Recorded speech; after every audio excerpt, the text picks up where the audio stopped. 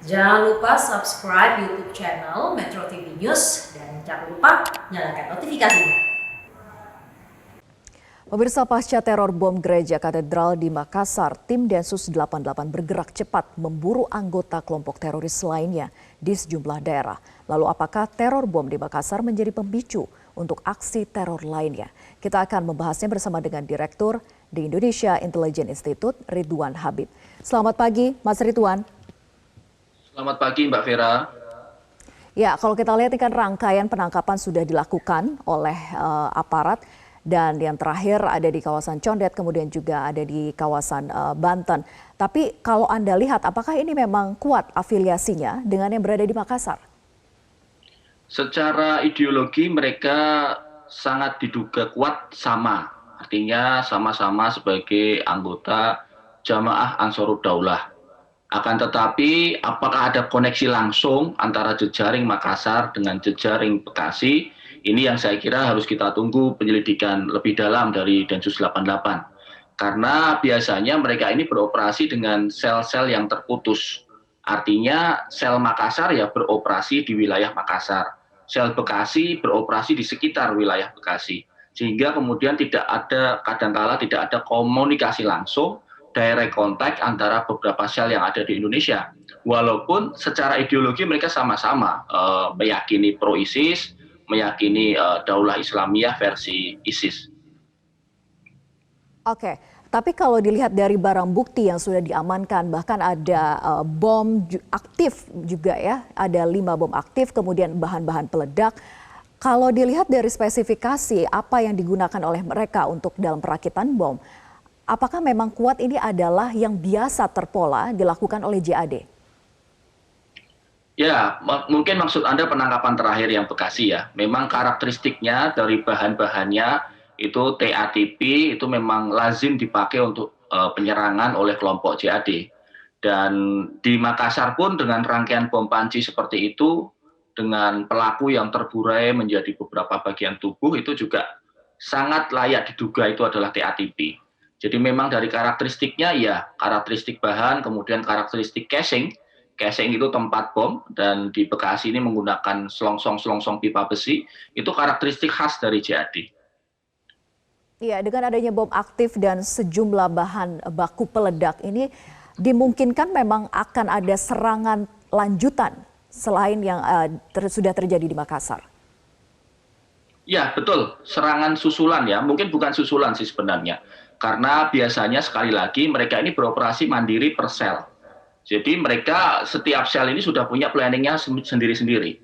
Nah, biasanya ketika salah satu dari sel itu sudah melakukan serangan, misalnya dalam hal ini adalah sel Makassar, maka sel-sel di kota lain yang memantau pemberitaan biasanya mempercepat serangan sebelum kemudian terendus oleh aparat. Tetapi alhamdulillah kerja cepat dari Polda Metro Jaya dan Densus 88 ini bisa terungkap lebih awal. Kalau ini tidak terungkap lebih awal dengan jumlah bahan bom seperti itu, saya kira sangat mengerikan ya Mbak Vera ya. Itu kapasitas bomnya kalau diramu dengan baik bisa high explosive. Kalau dikatakan mempercepat serangan artinya bergeser dari rencana awal mereka, misalnya menunggu momentum-momentum tertentu. Kalau kita lihat di Makassar kan adalah ada momentumnya, bisa Palma begitu. Betul, betul Mbak Vera. Jadi biasanya mereka mempercepat serangan atau menunda sama sekali. Jadi membuang bahan bom dan melarikan diri. Tetapi yang kita lihat yang terungkap di Bekasi ini tampaknya mereka tidak melarikan diri. Jadi memang persiapan bomnya sudah ada. Tetapi alhamdulillah lebih cepat aparatnya untuk segera melakukan penangkapan. Dan ini juga warning ya, alarm tanda bahaya buat kota-kota lain saya kira. Tidak hanya di Bekasi, tidak hanya di Bima, tapi juga kota-kota lain karena ini waktu-waktu krusial buat mereka untuk melakukan serangan. Momentum antara bulan Sya'ban hingga bulan Ramadan itu dalam statistik kami, catatan kami bom-bom besar dilakukan pada beberapa minggu menjelang Ramadan. Misalnya bom Kampung Melayu 2017 dan bom Gereja Surabaya tahun 2018. Iya, mengapa sebetulnya alasannya timing tersebut yang dipilih oleh mereka? Ya, bagi kelompok sesat ini, aliran teroris yang sesat ini meyakini bahwa ketika mereka mati syahid versi mereka ya, ketika mereka mati dalam melakukan pengeboman di bulan-bulan ini, Sya'ban dan Ramadan, itu lebih mulia bagi mereka.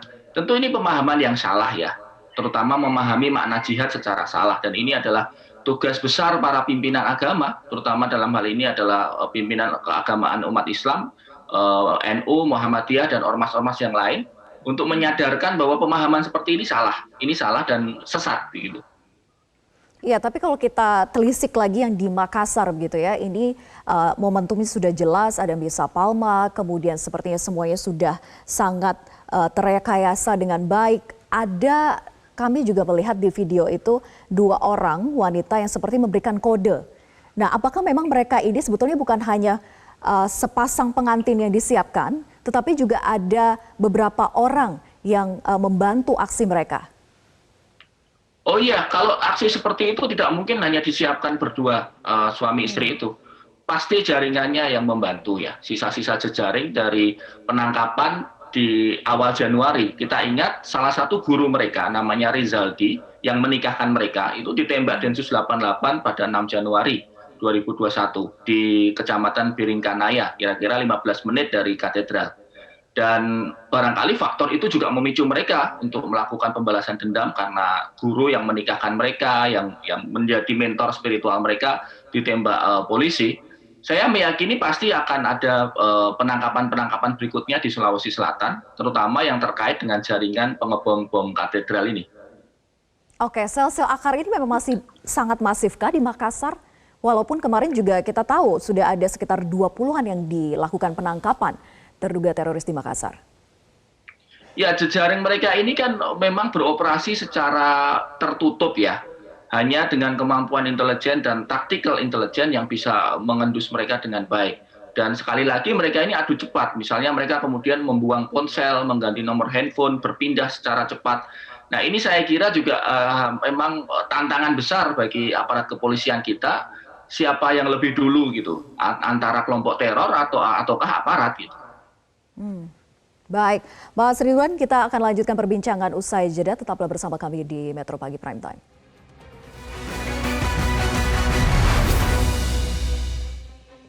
Kita lanjutkan perbincangan bersama Mas Ridwan. Mas Ridwan, kalau dilihat dari penangkapan yang sudah dilakukan di Makassar dan Sulawesi Selatan, artinya ini memang menguatkan bahwa jaringan mereka itu masih sangat banyak sekali dan ancaman teror di wilayah ini juga masih sangat kuat saat ini. Apalagi sudah ada aksi yang terjadi di Gereja Katedral. Ya, kalau dari sisi estimasi jumlah ya, dilihat dari mantan narapidana teroris yang sudah keluar dari penjara, itu hari ini JAD itu lembaga kami mengestimasikan jumlah mereka 1.200 orang. Itu kami ambil dari data mantan napiter yang sudah keluar dan kami ambil 50% dari mereka akan bermain kembali. Asumsi memang, tetapi 1.200 itu minimalis ya. Data resminya tentu bisa ditanyakan ke BNPT atau ke kepolisian.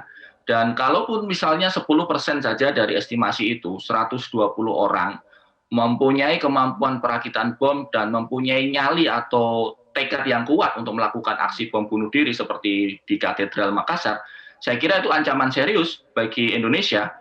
Apalagi dalam catatan kami sejak tahun 2000 sampai tahun 2021 sudah ada 522 kasus teror. Gereja Katedral itu adalah kasus ke-522. Jadi ini problem serius bagi upaya kontrateror di Indonesia. Ya, dan yang di Makassar ini kuat korelasinya juga dengan yang pernah terjadi di Surabaya. Ya, secara ideologi sama persis. Mereka sama-sama member atau anggota dari JAD dan mereka meyakini bahwa tadi mati dalam melakukan penyerangan itu adalah mati dalam kemuliaan ya. Karena itu kan mereka mengajak keluarganya di Surabaya, bahkan mengajak anak-anaknya. Jadi ini family group atau family attack ini memang karakteristik dari kelompok-kelompok JAD. Ya, tapi kalau kita telisik lagi dari hasil temuan dari penangkapan yang terakhir ini di Condet maupun juga di Banten gitu ya. Kenapa begitu mudah untuk mendapatkan bahan-bahan peledak ini? Sebagian besar bisa diperoleh secara online. Jadi pelaku bom gereja Surabaya, Dita Uprianto tahun 2018, itu terbukti dia mengambil bahan itu pelan-pelan melalui media platform belanja online. Jadi satu demi satu bahan itu dibeli dan dibayar, waktu itu dia diketahui tidak membayarnya menggunakan rekening bank, dia membayarnya di minimarket, sehingga kemudian susah dideteksi. Dan dari bahan yang sudah terpisah-pisah itu mereka mempunyai manual untuk melakukan destilasi, sehingga TATP-nya bisa disusun, bisa dibentuk. Tapi dimungkinkankah dengan e-commerce seperti itu memang ada supplier yang khusus untuk jaringan mereka ini? Sengaja dibuat? Bahan kimia yang dibeli adalah bahan kimia umum, bukan sesuatu yang dilarang karena mereka membelinya dalam bahan-bahan yang terpisah. Ada rumus kimiawinya sehingga mereka punya rumusnya ketika beberapa bahan itu disatukan, itulah TATP. Chemical reaction-nya menjadi TATP. Jadi bukan membeli TATP langsung dalam bentuk sudah terdestilasi, belum. Tidak, mereka melakukannya perlahan-perlahan. Nah, di Bekasi itu kan ada namanya ZA, itu yang menurut Kapolda Metro Jaya yang mempunyai kemampuan untuk melakukan itu. Jadi mencampur bahan, melakukan destilasi, menyiapkan bubuk. Nah, ini ada yang disebut inisial ZA itu. Bahkan hanya belajar melalui video saja begitu ya? Bisa menggunakan manual-manual yang selama ini beredar melalui media sosial mereka ya. Mereka mempunyai platform misalnya di Telegram channel, di Sinyal ya, ada salah satu platform komunikasi di medsos namanya Sinyal. Itu mereka bisa mengirimkan manual-manual itu. Dan ini memang PR berat ya, apalagi Badan Sandi dan Cyber Negara sudah mencoba beberapa kali melakukan blokir, tetapi mereka selalu muncul lagi nih channel-channel untuk menyebarluaskan cara-cara perakitan bom. Oke, artinya memang sulit untuk dideteksi begitu ya, akses mereka untuk melakukan komunikasi di jaring sosial ini. Ya karena media sosial ini kan begitu luas dan begitu banyak platform yang bisa digunakan ya. Jadi ketika satu channel atau satu kanal itu ditutup oleh BSSN, mereka bikin yang baru. Kemudian mereka punya cara misalnya dengan cara memindahkan handphone. Jadi handphonenya yang dikirimkan menggunakan paket, isi di dalam handphonenya itu kalau dibuka paketnya itu cuma handphone. Tetapi kalau dibuka di dalamnya ada manual-manual, ada bahan-bahan dalam bentuk PDF dan sebagainya. Sehingga ini mengakali aparat gitu. Jadi mengirimkan paket seolah-olah hanya mengirimkan handphone, tapi ternyata di dalamnya adalah manual-manual pembuatan atau perakitan bom itu.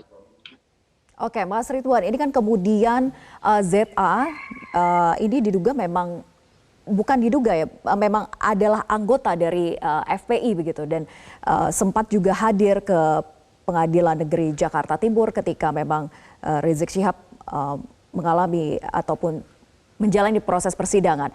Kalau Anda lihat, memang apakah masih sangat kuat dari anggota FPI ini juga merupakan atau ada afiliasi dengan aksi teroris ini? Kalau kita lihat dari data saja ya, data yang resmi ya, data resmi dari pengadilan, ada sekitar 37 mantan anggota FPI yang sudah divonis sebagai bagian dari terorisme JAD. Salah satunya adalah Zainul dari Lamongan, itu mantan ketua FPI Lamongan. Dan kalau kemudian disebutkan yang jaringan Condet atau Bekasi ini adalah bagian dari FPI, saya kira kita tunggu saja. Karena kan sekali lagi, terorisme itu bukan kejahatan yang tidak disidangkan terbuka. Mereka disidangkan terbuka. Artinya media boleh datang, masyarakat tentu dengan protokol kesehatan bisa melihat, bisa menyimak, sehingga nanti akan kelihatan. Saya sudah melihat ini di media sosial, Mbak Vera, sudah ada kata-kata, wah ini jangan-jangan cuma rekayasa, ini bagian dari konspirasi.